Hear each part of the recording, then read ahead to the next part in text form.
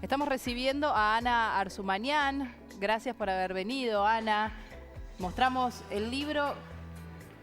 Vamos a estar hablando también de los otros, pero mírame, aquí te muestro la tapa. ¿Se ve bien ahí? Hacer violencia, el régimen insurrecto en el arte.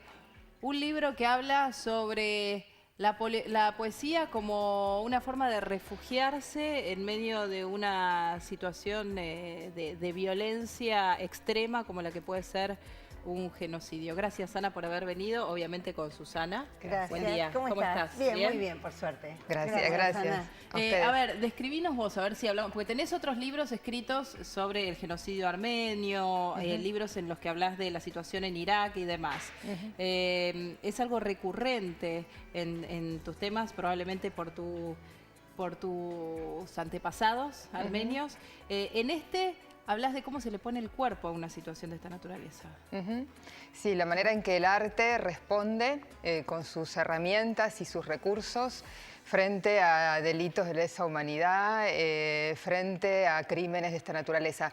Cuando un juicio no se ha logrado o se ha malogrado o ha fallado, o el delito ha quedado impune, entonces el artista, ya sea el poeta, dentro del ámbito de la literatura, las ficciones o la pintura o la escultura, dicen y ponen voz a esa cuestión. Entonces estuve trabajando a los alrededores de las maneras en que la estética tiene de digamos, dictar sentencia a su manera, ¿no? E implicar con la emoción al resto de la ciudadanía, al resto de los sujetos. Porque en verdad estos delitos, si bien la víctima directa es el pueblo en particular, o el grupo en particular que se ha deseado exterminar, en realidad la víctima general es toda la humanidad. Por eso son los delitos contra la humanidad, ¿verdad? Ana, el arte interpela en este sentido, ¿no es cierto? Tanto la pintura, las artes plásticas, la literatura, como vos decías. ¿Cómo fue con el genocidio armenio, que es uno de los genocidios impunes y más vergonzosos del siglo XX, ¿no? Primero, bueno, la primera respuesta fue el silencio, porque justamente los primeros en exterminarse fueron los escritores y los artistas del grupo, del colectivo armenio. Entonces hubo un gran silencio. Después, como la comunidad internacional no reflejaba lo que sucedía y no hacía caso a esta situación, entonces también el silencio se ahondó. Y después cada cultura que albergó a estos grupos dentro de la dispersión y la diáspora le dio esta manera, este tinte. Cada cultura tuvo su tiempo. Quizá la cultura francesa, por las cuestiones democráticas del propio país, albergó de manera más precisa a los armenios. En el caso de la Argentina fue uno de los primeros países también en reconocer el genocidio. Entonces, por eso hoy podemos hablarlo, por eso la comunidad se siente mucho más cómoda y tranquila, y en los ámbitos internacionales también tiene un espacio. Esto sana y cura emocionalmente, claro. No solamente a los sujetos de la comunidad, estos sujetos de la comunidad también son argentinos. Digo, a los propios nos hace bien a los propios argentinos, ¿no? En tu primer capítulo decís el otro cuerpo de la lengua. ¿Cuál es el otro cuerpo de la lengua? Esto que mencionabas al principio, esta forma de resistencia, como la lengua, hay un discurso oficial, que son los discursos que aparecen en los medios, digamos, y después está la resistencia por parte de la poesía, que es la otra manera que tiene la lengua de poner su propio cuerpo, ¿no? y de decir otras cosas a partir de un lenguaje que parece común y sin embargo apela justamente a lo íntimo del lenguaje. ¿Es, por decirlo de algún modo, catártico? De algún modo sí para el propio artista, pero la idea es tocar la emoción del sujeto. Lo que trabajo en este libro en particular es cómo estos artistas intentan traumatizar de alguna manera, porque hay tantas imágenes, ustedes están pasando imágenes, hay tantas imágenes y tan crueles que estas imágenes pueden tener como efecto la anestesia de los sujetos que miran. Y entonces en lugar de provocar una emoción, la ocultan. Claro. ¿Y qué pasa con la escenificación de los crímenes, no? Porque estoy pensando en Irak, estoy pensando en Gaza, ya sabemos que se cometen crímenes, pero también hay toda una escenificación que los medios internacionales hacen.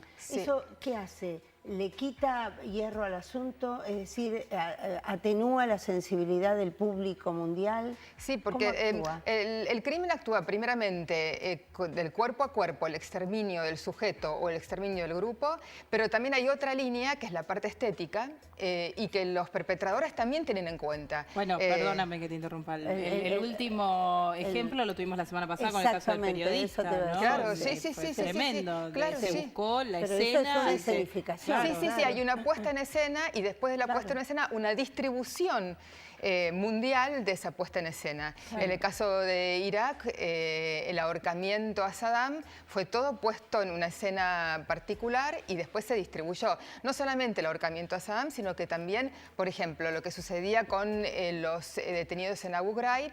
Esta no es una cosa que se haya filtrado, esas imágenes que después aparecieron, las fotografías de los soldados que estaban torturando a los detenidos, sino que en verdad se quiso mostrar eso para provocar cierto terror.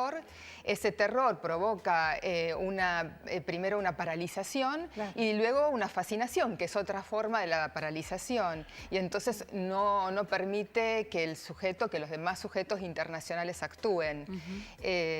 Bueno, esto es parte de la guerra total en que estamos viviendo, ¿no? Que estamos en una guerra total donde estas escenas y esta manera de trabajar la estética es aterrorizar. Lo que trata el artista es, bueno, tomar esto, tener en cuenta esto y mostrarle a la comunidad estos datos del terror, ¿no? Para que lo sientan en sus propios cuerpos. Y ahora, ¿qué genera más empatía de aquel que, como nosotros, estamos lejos, más allá de por las imágenes, de esa parte del mundo? Y uno dice, ay, bueno, a ver, más allá de sentir dolor por lo que allá ocurre, dice, bueno, por suerte estamos lejos. Muchos tendremos en nuestros antepasados orígenes en estos países que sufren esta violencia extrema, pero ¿qué genera más empatía en el que está lejos? ¿La imagen o la poesía? La poesía como imagen, porque también habría que trabajar la imagen verbal en la lengua. Pero también imágenes que trabajan los pintores, es decir, yo creo que el arte tiene una manera muy particular, la materia, los colores, las texturas, que provoca por un lado una identificación. Esto es muy importante, por eso que las imágenes crudas son rechazadas, porque no provocan identificación. Lo primero que uno piensa, bueno, está lejos, le pasa a los otros, ese no soy yo, le pasa a alguien que vive en Medio Oriente, yo no. Sin embargo, el arte lo que intenta es buscar esa parte en que sí nos vemos implicados. Entonces, yo no vivo en Medio Oriente, pero hay algo mío, humano, que sí me llama y habla por mí.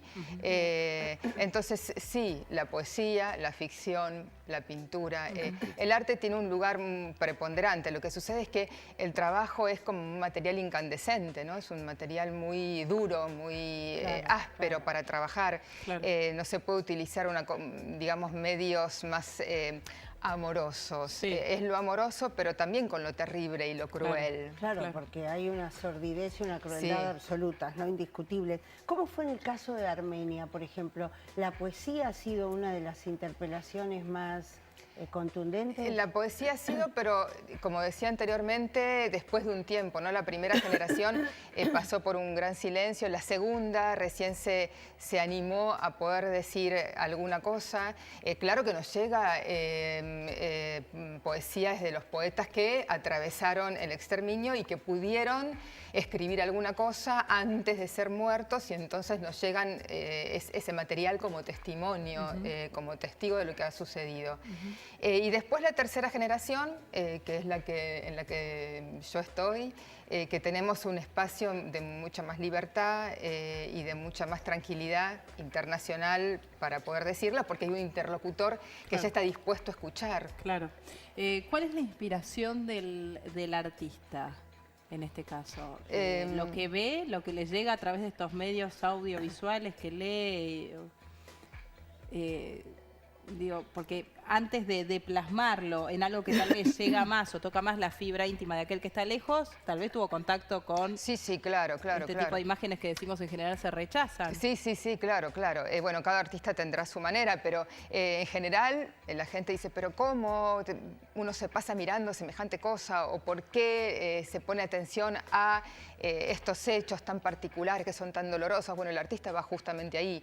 Parece hasta, entre comillas, perverso, pero bueno, es la manera que tiene de tomar en contacto muy íntimo, porque hay que entrar a la intimidad. La cuestión es esa, ¿no? Es quebrar esa imagen que parece radical, que pasa en otro sitio, a otra persona absolutamente diferente de mí, y entonces tomar lo íntimo de aquello y entrar por esa huella, digamos.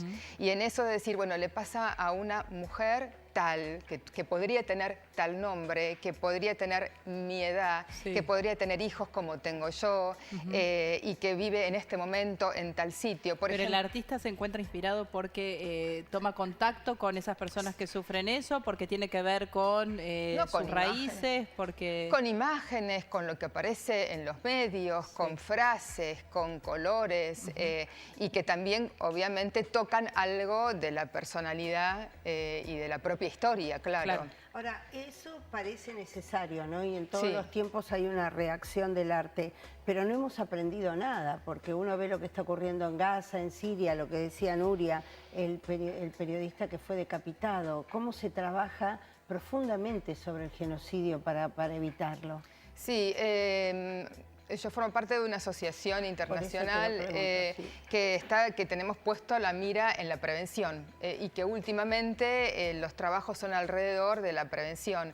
Pero cuando aparecen estas cosas, sobre todo ahora últimamente que está todo tan en carne viva, uno siente una gran impotencia porque tantos trabajos, tanto esfuerzo, tantos encuentros por todo el mundo, universidades de todo el mundo y papers en todo el mundo para que esto siga sucediendo. Inevitablemente lo violento seguirá. Esto es como una casi resignación.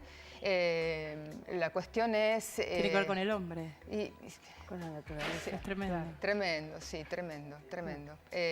La cuestión es recortar cada vez más lo que se pueda y estar atentos y alertar al otro. Y quizá, en el fondo, finalmente, lo único que quede sería acompañar, ¿no? Acompañar, decir al otro, bueno, al otro sirio que está en los campos de refugio, no están solos, desde aquí hay alguien, hay seres que los acompañan de alguna manera, no solamente por la cuestión material, obviamente de darles alimento y agua, sino con el afecto, ¿no? Con lo emocional. Claro, sí. Es tan importante. Ana Usurmayán, gracias por haber venido. Muchas Volvemos a mostrar el A libro, tiene que ver con esto que mencionamos, cómo se habla más allá de